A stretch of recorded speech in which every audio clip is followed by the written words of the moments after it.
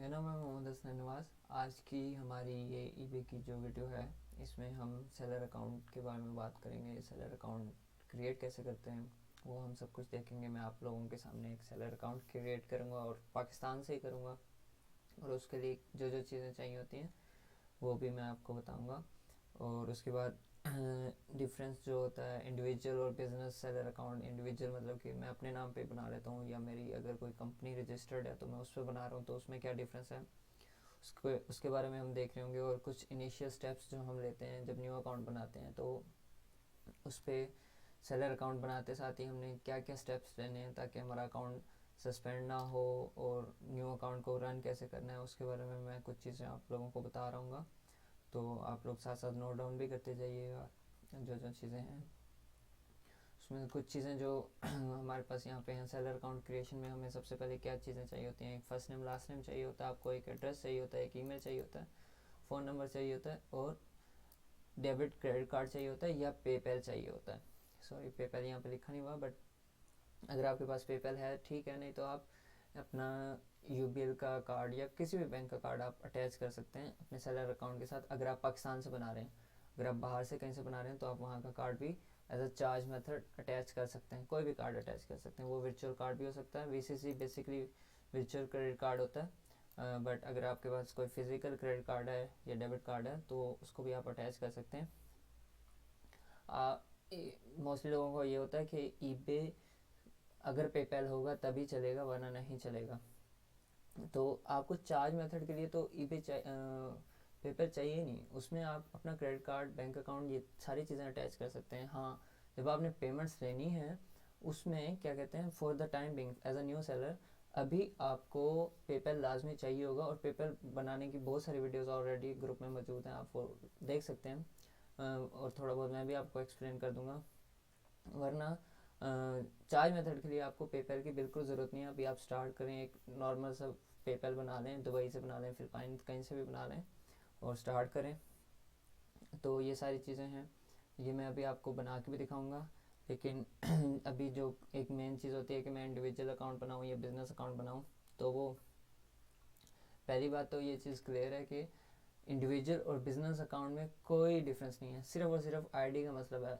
वो डिफरेंस होता है, वहाँ पहले मेरा नाम आ रहा था, अब बिज़नेस का नाम आ रहा होगा कंपनी का। मोस्टली लोग जो बिज़नेस अकाउंट बनाते हैं वो सिर्फ और सिर्फ जो फॉरेन्स हैं, मतलब कि अमेरिका है, यूके में, सिर्फ टैक्स वाले मसले से बचने के लिए हम बिज़नेस अकाउंट बनाते हैं, वरना कुछ खास ज़्यादा मसला नहीं है। सॉरी, फ़र्क नहीं है। ठीक है, तो चाहे आपका अकाउंट इंडिविजुअल हो आप या बिज़नेस हो, आप एक अच्छी सेल कर सकते हैं। मेरे पास बहुत सारे ऐसे अकाउंट भी हैं जिन पे क्या कहते हैं इंडिविजुअली तो हम बहुत ज़्यादा रैंक हो चुके हैं, ठीक है, बट ग्रो कर चुके हैं उन अकाउंट्स पे, बट बिज़नेस पे अभी कुछ भी नहीं हो रहा।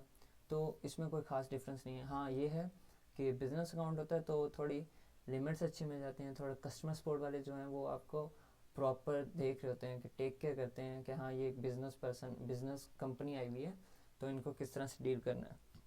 वरना ये कुछ चीज़ें हैं, personal accounts for casual buying and selling on eBay, while business accounts are a good option for seller who want to sell items that were bought exclusively for resale, make items and sell them intending to make a profit। ये दोनों चीज़ें आप individual पे भी कर सकते हैं।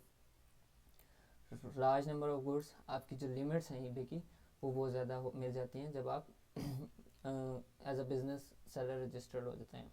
और buy items for their business, same चीज़ है कि अगर आपने अपने बिज़नेस के लिए बाय करना है तो आपकी जो इन्वाइसेस हैं वो सब कुछ आपके बिज़नेस के नाम पे चल रहा होगा, आपके इंडिविजुअल चीज़ें नहीं चल रही होंगी। मेन जो चीज़ें आती हैं for tax benefits and quality, ठीक है, अगर जब आपका जो टैक्स वाला मसला है ना, सेम सिर्फ और सिर्फ उसको हल करने के लिए लोग बिज़नेस ईबे बनाते हैं, वरना इंडिविजुअल पे भी कोई मसला नहीं है। ये चीज़ें मैं पहले भी बता चुका हूँ। हाँ, लेकिन ईबे का स्टोर जो है वो आपको ईबे फीसिस और डिफरेंट चीज़ों से बचाता है, ठीक है। वो उसके इंशाल्लाह वो भी हमारी अपकमिंग वीडियोस में हम ईबे स्टोर्स और उनके बारे में सब बात कर रहे होंगे, ठीक है। तो अभी सबसे पहले जो है मैं अकाउंट बना के दिखाता हूँ आपको। पाकिस्तानी डिटेल पे बनाऊँगा, पाकिस्तानी कार्ड से बनाऊँगा, ठीक है। और उसके बाद क्या कहते हैं हम इस पर जो इसके इनिशियल स्टेप होते हैं उस पर बात करूँगा। सिंपली हम क्या करेंगे, रजिस्टरिंग। अच्छा, जैसे अमेज़ोन का होता है कि सेलर सेंटर पे जाके आपने अकाउंट बनाना है और amazon.com पे आपका बायर बनेगा। ईबे का ऐसा कोई सी नहीं है। ebay.com पे वही आपका सेलर अकाउंट होगा, वही आपका बायर अकाउंट होगा। उसी एक ही अकाउंट, एक ही डोमेन पे या एक ही अकाउंट पे सब कुछ हो रहा होगा। कोई डिफरेंट लॉगिन नहीं होगा या डिफरेंट डोमेन नहीं होगी, सब कुछ एक ही उस पर हो रहा होगा। अच्छा जी, फर्स्ट नेम मैं अभी ये सिर्फ टेस्टिंग के लिए बना रहा हूँ। नवाज, ईमेल मैंने बना ली हुई है।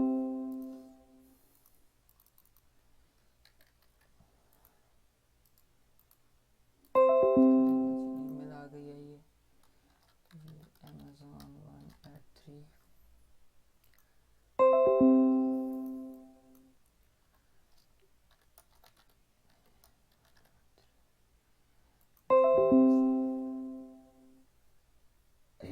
ये सिंपल एक अकाउंट क्रिएट हो गया। अब सेलर अकाउंट बनाने के लिए हमें क्या करना है, हमने आना है अकाउंट सेटिंग्स में।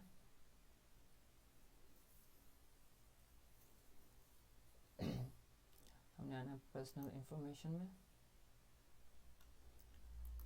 फिर से पासवर्ड मांग रहा है।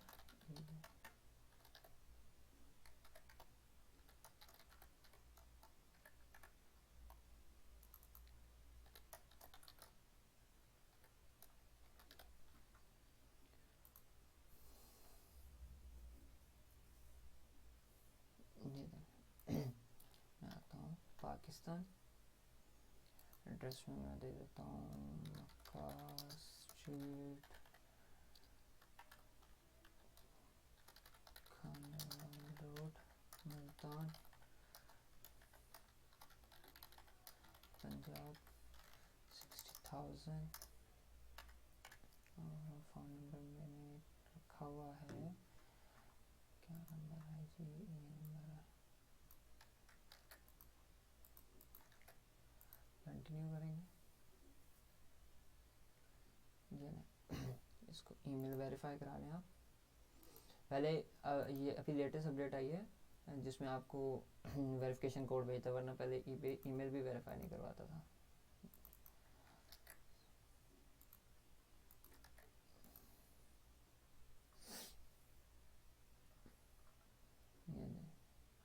ये हो गया, ये आपका अकाउंट बन गया।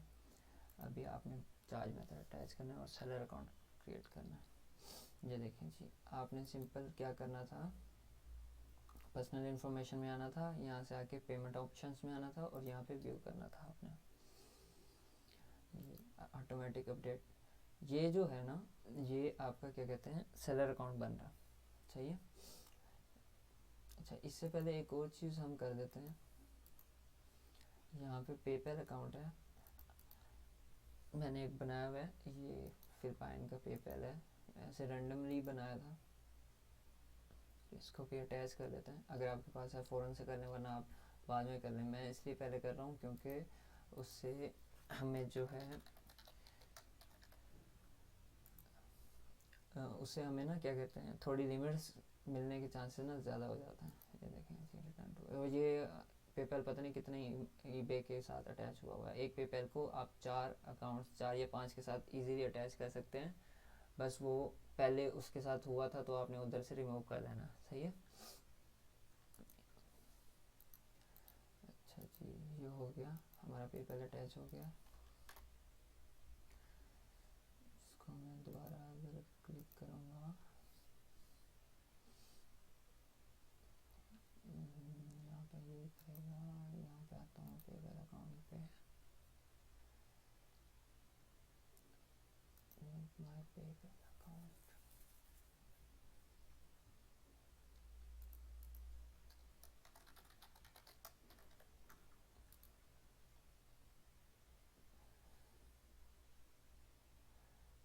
You have successfully signed up for PayPal with a credit card। उसके बाद आपने क्या करना है, आपने आना है ऑटोमेटिक पेमेंट मेथड पे क्लिक कर देना है, क्रिएट अ सेलर अकाउंट।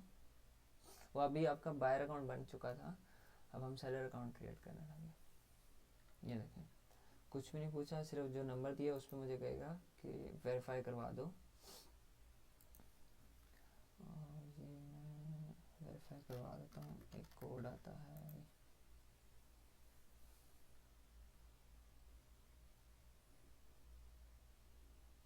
ये नहीं। अभी ये कह रहा है कि डायरेक्ट लिस्टिंग क्रिएट करो। जब हम लिस्टिंग क्रिएट करूँगा तो एंड पे बोलेगा कि चलो अब अपना पेमेंट मेथड अटैच करो। तो अभी मैं दोबारा आता हूँ यहाँ पे और अकाउंट सेटिंग्स में आता हूँ, पर्सनल इन्फॉर्मेशन में आता हूँ और यहाँ से आके मैं पेमेंट्स में आता हूँ। अगर मैं अभी यहाँ पे आऊँ और मैं यहाँ से करता हूँ सेलिंग, ओके बट ये देखें लिमिट्स हमें ऑलरेडी मिल चुकी हैं। अभी मैंने पेमेंट मेथड भी नहीं लगाया, मैं यहाँ से आके पेमेंट मेथड अटैच कर लेता हूँ ताकि मुझे बार बार यहाँ से अटैच नहीं करना पड़े। पेपैल, चेकिंग अकाउंट, आप अपना बैंक अकाउंट लगा सकते हैं, क्रेडिट और डेबिट कार्ड। मैं क्रेडिट कार्ड लगाने लगा हूँ। अभी कार्ड का नंबर मैं यूबीएल का एक नंबर है वो लगाऊंगा मेरे पास।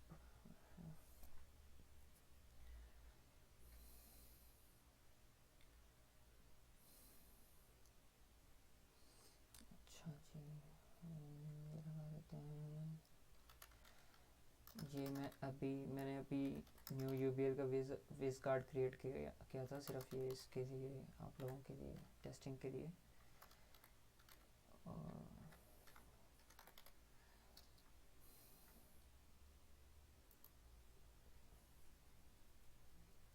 डिवीजन 591507930। अच्छा जी, कार्ड नंबर 54962713519156 उसके बाद 163।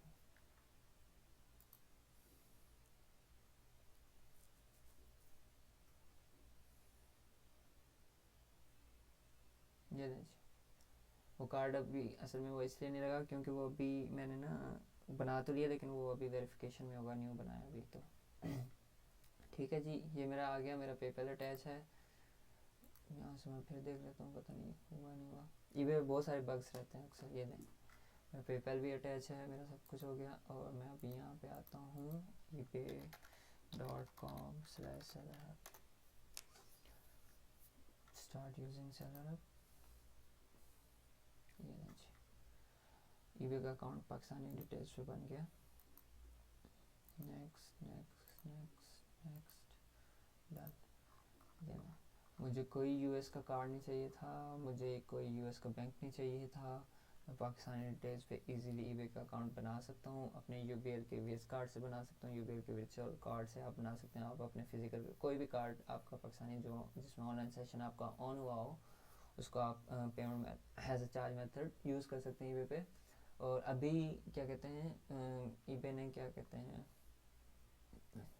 यूएस में तो देना स्टार्ट हो गया है, न्यू सेलर्स को अभी भी नहीं दे रहा, ओल्ड सेलर्स को देने लग गया।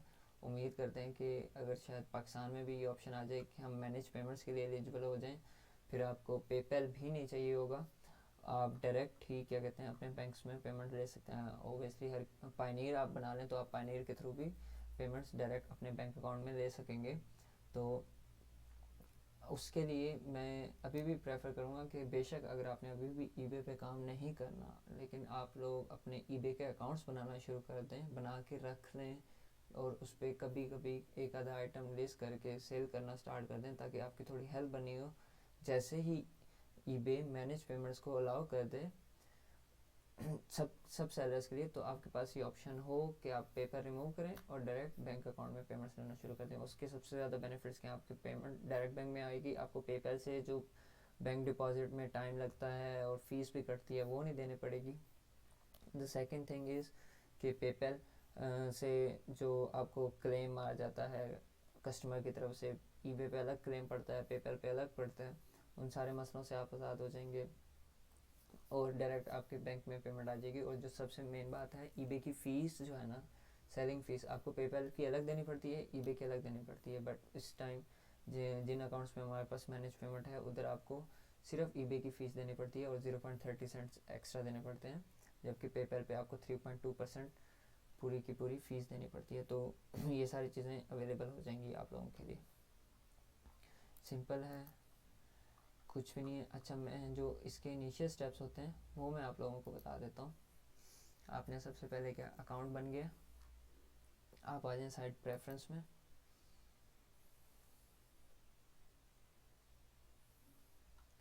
ये use the auto stock option है, इसको यस कर दें।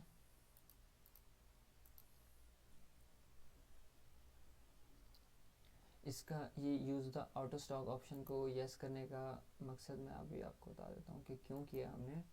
जब आपने ईबे पे मैंने अभी जब प्रोडक्ट रिसर्च की वीडियो बनाई थी तो मैंने आपको बता रहा हूँ कि ईबे पे ना लिस्टिंग का सोल्ड काउंटर जो है ना वो दिख रहा होता है।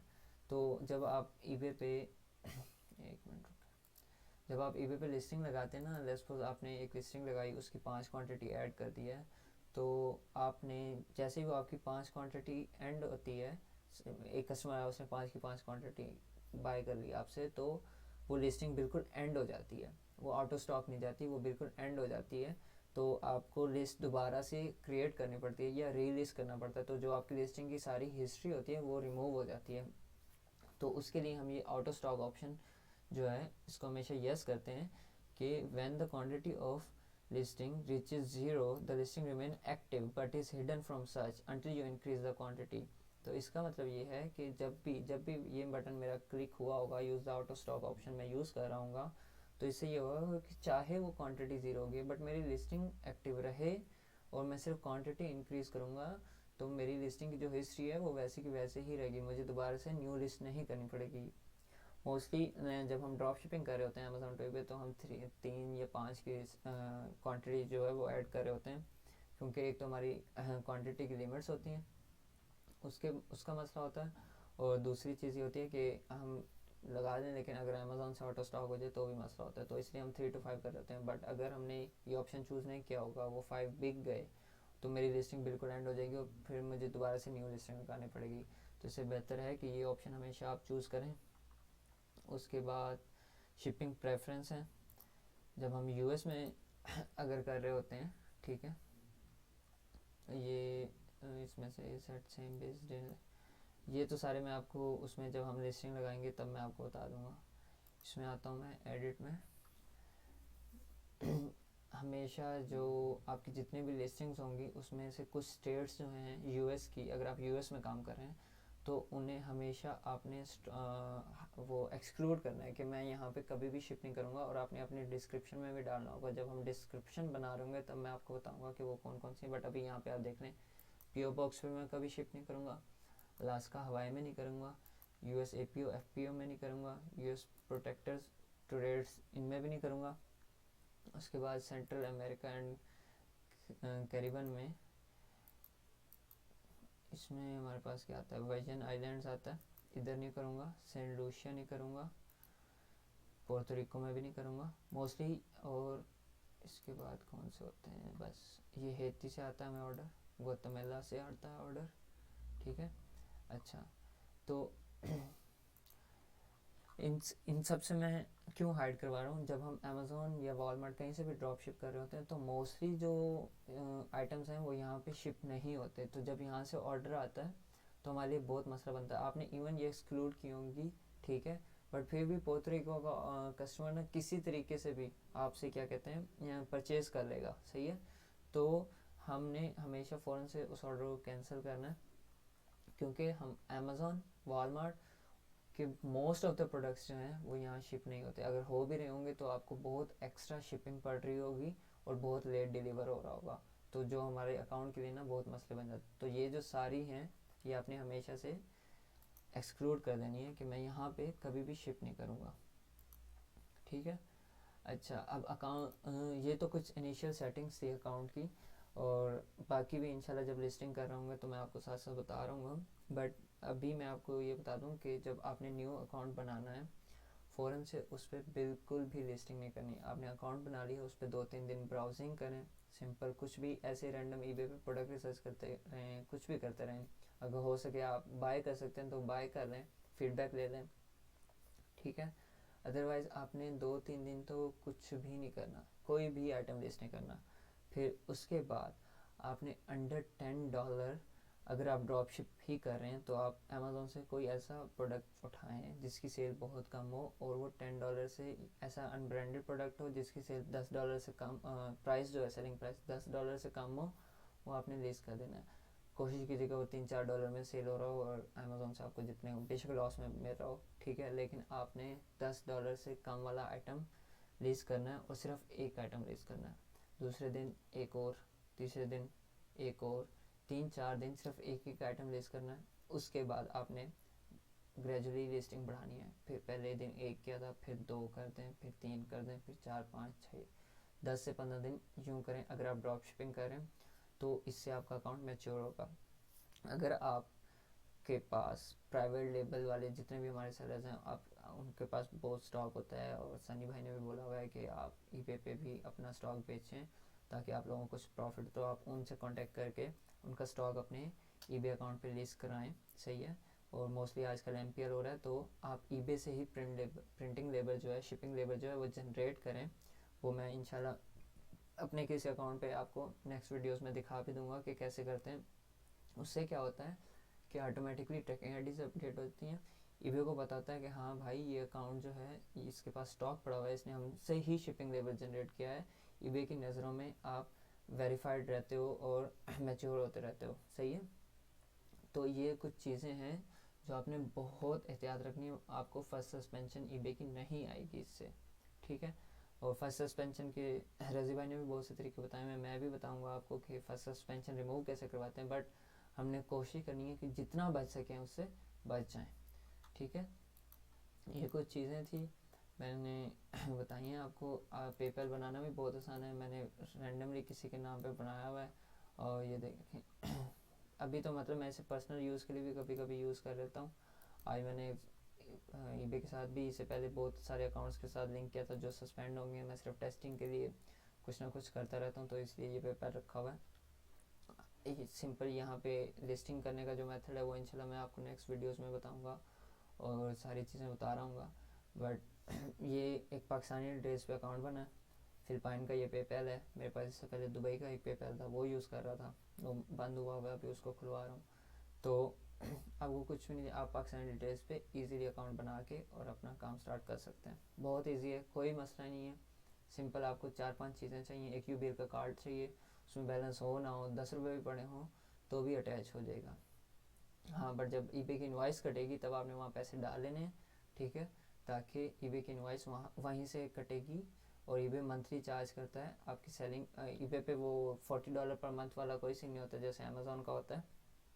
इस पर सिर्फ ईबे की जो फ़ीस है वो महीने के एंड पे जाके कटती है, वो उसका टर्नओवर जो होता है वो ईबे आपको बता रहा होगा, सही है। और उसके बाद क्या होता है, जो अगर आपने स्टोर सब्सक्रिप्शन ली हुई है तो वो भी ईबे मंथ एंड पे काट रहा होगा, ठीक है। अच्छा, उसके बाद एक और लास्ट चीज़ें चलें, ये भी मैं आपको बताता जाऊँ। ये ओवरव्यू होता है, माई ईबे पे आके आपने सिंपल सेलिंग पे आना, तो यहाँ आपके सारा कुछ आपका डाटा जो है बता रहा होगा कि मैसेजेस इतने आए हुए हैं, कितने ऑर्डर्स हैं जो पेंडिंग पड़े हुए हैं, कितनी सेल है, या भी मेरा सेलर लेवल क्या चल रहा है, कितने फीडबैक आ जाए थे। ईबे बोलता है कि अगर कोई ईबे की तरफ से कुछ रिकमेंडेशन हैं तो वो बता रहा है। यहाँ पे वही चीज़ें डिटेल में बता रहा है कि सेल्स कितनी आई हैं लास्ट 7 डेज़ में, आज की लास्ट 31 डेज़ में, और लास्ट 90 डेज़ में। कोई टास्क है, मतलब लेट्स सपोज ऑर्डर आया हुआ है, किसी का मैसेज आया हुआ है, तो वो लिस्टिंग में कुछ चेंजेस करने वाली हैं तो वो भी आपको यहाँ पे ईबे बता रहा होगा। ये ऑर्डर्स हैं कि ऑर्डर्स की सारी डिटेल आ रही होती है यहाँ पे। उसके बाद परफॉर्मेंस एरिया आपकी ट्रैफिक रिपोर्ट बता रहा होता है कि आपकी लिस्टिंग पे कितने व्यूज़ पड़ रहे हैं, क्या चल रहा है। उसके बाद लिस्टिंग का बता रहा होता है। फीडबैक्स हैं आपके पास, शॉर्टकट्स हैं, मतलब कि डिफरेंट चीज़ें इसमें आप यहाँ से जाके देख सकते हैं। सेलिंग के कुछ टूल्स हैं, अगर आपने कोई सब्सक्रिप्शन ली हुई है, ठीक है, सेलर डैशबोर्ड, फाइल एक्सचेंज से आप जाके जो अपनी ऑर्डर्स रिपोर्ट्स या लिस्टिंग रिपोर्ट्स हैं वो सारी एक्सपोर्ट कर सकते हैं। कोई थर्ड पार्टी एप्लीकेशन आपने लिंक की हुई है तो वो बता रहा होगा आपको। ये सारी चीज़ें हैं।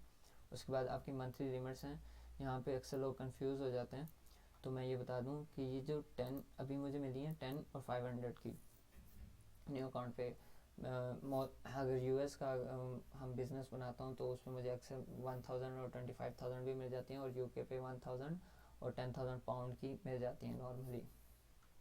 ठीक है, और ये अकाउंट समरी है। ठीक है, कि आपने ईबे को कितना पे करना है, यहाँ सारा बता रहा होगा, आप इसको क्लिक करके आगे डिटेल में भी देख सकते हैं। अच्छा, ये मंथली लिमिट्स का बता दूं कि 10 मोर आइटम और $500 जो है वो ये नहीं है कि मैं 10 आइटम लगा दूंगा और जितनी मर्ज़ी क्वांटिटी लगा दूंगा। आप एक आइटम लगाएं, उसकी 10 क्वांटिटी लगा दें, ये 10 आइटम लगा दें एक एक क्वांटिटी के साथ। ये टोटल नंबर ऑफ क्वांटिटी है जितने आप ऑर्डर ले सकते हैं। बस एक आइटम मैंने लगाया, उसकी 10 क्वांटिटी बाय कर ली मैंने, सॉरी लिस्ट कर दी, तो मेरी क्वांटिटी ज़ीरो हो जाएगी। अच्छा, ये क्वांटिटी वाला मसला है। उसके बाद अभी एक आइटम है, उसकी प्राइस मैंने लगा दी कि $60 में मैं बेच रहा हूँ। ठीक है, तो मैं 6 से ज़्यादा लिस्ट नहीं कर सकूँगा। क्यों? क्योंकि जो अगर मैं 7 लिस्ट करता हूँ तो 60 मल्टीप्लाई बाई 7 420 होता है, 8 480 हो जाए, 8 से ज़्यादा नहीं कर सकूँगा, क्योंकि मैं 500 से ज़्यादा सेल नहीं कर सकता अभी। बट इसकी टेंशन नहीं लेनी। जैसे जैसे आपकी फीडबैक्स और आपकी सेल्स आती रहती हैं, ईबे ऑटोमेटिकली भी इनको इंक्रीज़ करता रहता है, और आप ईबे से कांटेक्ट करके भी अपनी ये मंथली लिमिट्स जो है बढ़वा सकते हैं। बट जब आप खुद कांटेक्ट करते हैं तो कोशिश कीजिएगा जितनी ज़्यादा से ज़्यादा आप बढ़वा सकें, कस्टमर केयर वाले से बढ़वा लें, क्योंकि उसके बाद 30 डेज़ तक आपकी लिमिट्स इंक्रीज़ नहीं होती। सही है, तो अभी तो ये खैर वैसे ही टेस्टिंग के लिए अकाउंट बनाया था मैंने, इस पर कोई सेल नहीं करनी, और अगर की भी तो ये ऑटोमेटिकली इंक्रीज़ हो जाएंगी। तो या तो आप $500 के ऑर्डर ले लें, बेशक वो एक आइटम लगा दें, उसकी प्राइस आपने $500 रखी हुई है तो बस वो आपकी ख़त्म हो गई। या फिर आपने 10 आइटम लगाए हुए हैं एक एक क्वांटिटी के साथ, और उनकी टोटल वर्थ जो सेलिंग वर्थ बन रही है वो $400 बन रही है, तो भी ओके है। या आपने 4 आइटम लगा दिए 2-2 क्वांटिटी के साथ, it's all up to you. ठीक है, ये कुछ चीज़ मेन स्टार्टिंग या इनिशियल चीज़ें होती हैं जब हम अकाउंट सेट करते हैं, तो ये सारी चीज़ें देख रहे होते हैं। ठीक है, और इंशाल्लाह नेक्स्ट वीडियोस में मैं आपको और भी बता रहा हूँ। तो इसके बारे में अगर आपने मुझसे कुछ पूछना हो तो आप फेसबुक ग्रुप पे अलसनी भाई का वहाँ पे पोस्ट कर सकते हैं, और मुझे मैसेज भी कर सकते हैं। इंशाल्लाह मैं जितना हुआ मैं आप लोगों को रिस्पॉन्स कर दिया करूँगा। Thank you so much. Allah हाफिज़।